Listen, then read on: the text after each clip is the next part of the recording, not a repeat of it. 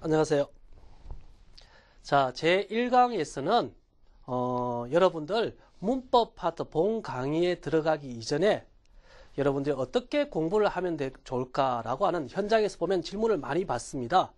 뭐 몇 번 봐도 외워지지 않습니다. 어떻게 풀어야 될지 모르겠습니다. 너무 어려워요. 이해가 되지 않아요. 라고 많은 질문을 받는데 여러분도 아마 그런 궁금증을 느끼고 계시는 분도 계실 거예요. 그래서 이 파트에서는 본 문법에 들어가기 전에 학습 방법이라든지 아니면 문제 유형, 어떻게 새롭게 출제된 문법 파트에는 어떤 식으로 문제가 출제되는지 혹은 어떻게 공략하는 것이 좋은지에 대해서 제가 설명드리려고 합니다.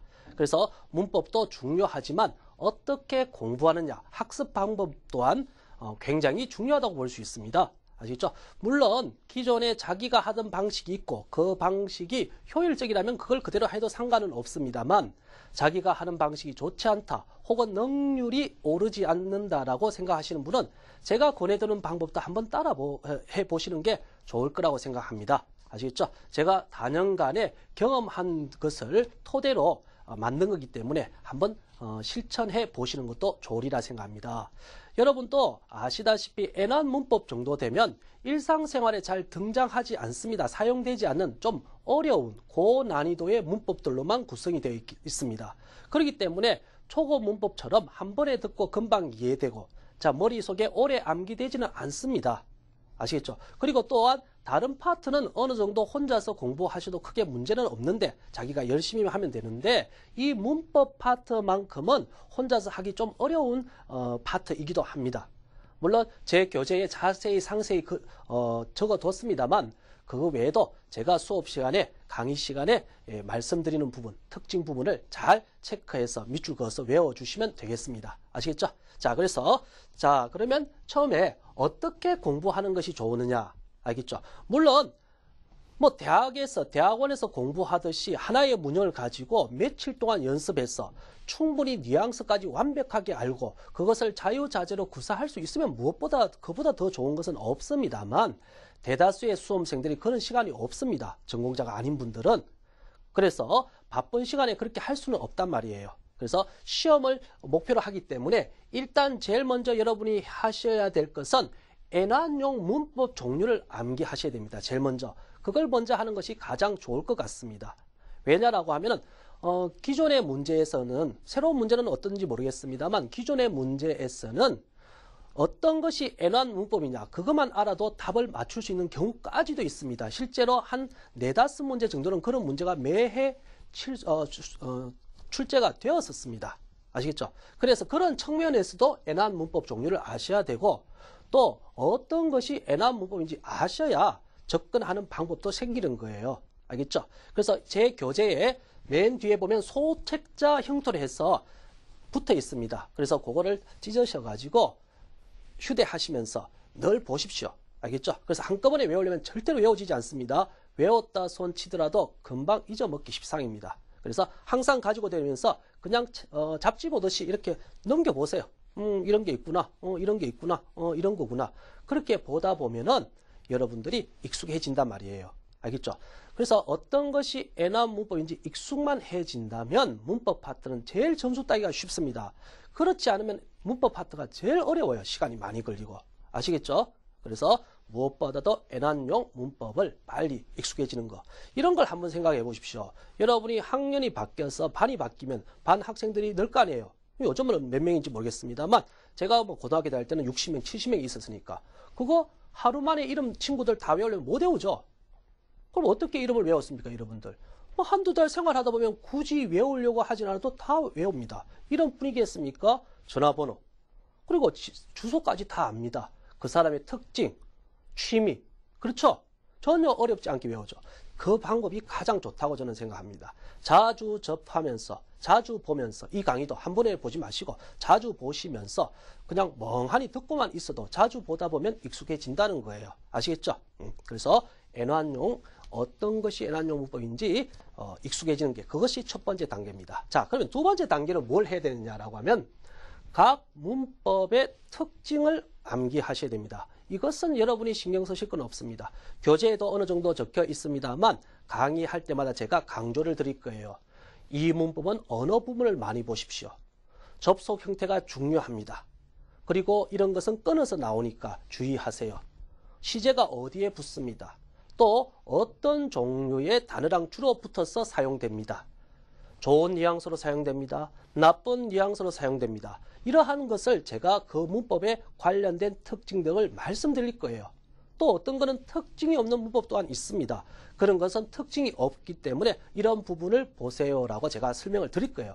그런 부분만 여러분은 잘 주의해서 외우시면 되겠습니다. 물론 그것도 한 번만에 외우기는 힘들겠죠. 그래서 자주 보시면 그것도 충분히 암기하실 수 있을 거라고 생각됩니다. 아시겠죠? 자, 세 번째는 의미인데, 의미는 너무 그 교재에 적혀 놓은 것은 깨끗하게 예쁜 말로 약간 사실은 어역해서 적어 놓은 거예요. 출판용이기 때문에. 그래서 그것을 토시 하나 틀리지 않게 전부 외우실 필요는 없습니다. 알겠죠? 그래서 제가 설명드릴 테니까 대략적인 의미만 알고 계시면 되는 거예요. 아시겠죠? 그래서 다시 한번 제일 처음에 빨리 애난용 문법 종류를 익숙해질 것. 두 번째 뭡니까? 제가 강의 시간에 혹은 교재에 적혀 있는 특징을 암기하실 것. 그리고 플러스 알파로 의미 정도 알아두시면 문법 파트는 웬만해서는 다 맞출 수 있을 겁니다. 아시겠죠? 자, 그러면 애난이 새롭게 변화하면서 문법 파트에도 다소간의 변화가 생겼습니다. 문제 출제 유형에서. 자, 그래서 그 설명도 교재 첫 앞부분에 다 적혀 있습니다만 다시 한번 말씀드리면 첫 번째 문법 형식 문제라고 해서 너무 용어가 어려우니까 제가 그냥 공란 문제라고 하도록 하겠습니다. 즉 문제에 공란이 있고 그 공란에 1, 2, 3, 4 예문 중에서 어떤 문법이 들어가는 것이 적당하느냐라고 하는 고르는 문제예요. 그래서 간단히 공란 문제라고 제가 지칭하겠습니다. 이것은 기존 형태하고 똑같죠. 기존에도 거의 공란 문제로 100% 나왔기 때문에. 그래서 이거는 기존 형태하고 방식하고 똑같다고 볼 수 있습니다. 그리고 이 문제가 몇 문제 나오냐면 10문제가 출제됩니다. 알겠죠? 그래서 문제 문항수가 좀 많이 줄긴 줄었습니다. 기존에 비해서. 하지만 요 기존의 형태로 10문제가 나온다는 거. 자, 두 번째 이 부분이 새로 생긴 부분이에요. 요 부분이. 그래서 문맥 배열 문제라고 해가지고 조금 있다가 제가 예문을 통해서 공략법을 할 때 말씀을 드릴 겁니다. 그때 자세히 보시면 되고 일단은 요걸 결국은 나열하는 거예요. 보기를 의미에 맞게 혹은 문맥에 맞게 문법에 맞게 나열하는 거예요. 그래서 간단히 제가 나열 문제라고 부르겠습니다. 알겠죠? 문제 너무 어려우니까 문맥 배열 문제 이러면 그렇죠? 그래서 나열 문제가 요번에 새로 생긴 거예요. 자, 새로 생겼다 해서 겁낼 필요는 전혀 없습니다. 문법 파트이니만큼 결국은 무엇을? 문법을 묻는 거예요. 그래서 문법을 아시면 그것을 기준으로 충분히 풀 수 있습니다. 어떻게 보면 공란 문제보다 더 쉽다라고도 볼 수 있어요. 물론 적응이 된 사람이죠. 적응이 안 된 사람은 더 어렵게 느낄 수도 있겠지만 알겠죠? 자, 그 다음에 세 번째 유형도 새로 생긴 유형입니다. 그래서 문장의 흐름 문제라고 되어 있는데 이것도 간단히 문장 문법이라고 부르겠습니다. 어떻게 보면 독해에 가깝습니다. 지문이 있고 그 지문 중간중간에 공란이 있습니다. 그 공란에 들어갈 게 어떤 게 어울리는 말인지 고르는 거예요. 이 문제가 5문제가 출제됩니다. 그래서 문법 파트는 총 뭡니까? 20문제가 출제됩니다. 아시겠죠? 자, 그러면 각 파트별로 각 문제별로 어떻게 공략하는지 공략법에 대해서 제가 알아보도록 하겠습니다. 그런데 공략법은 말로 설명하면 여러분이 잘 이해가 안 되니까 실제로 교재의 예문을 통해서 설명드리고자 하니까 여러분의 예문 18페이지의 2번 문제를 봐주도록 하십시오. 아시겠죠? 자, 2번 봅시다. 자, 일단 공란 문제는 보기를 먼저 보십시오. 보기를 보고 뭐를 찾는다? N1용 문법을 찾는 거예요.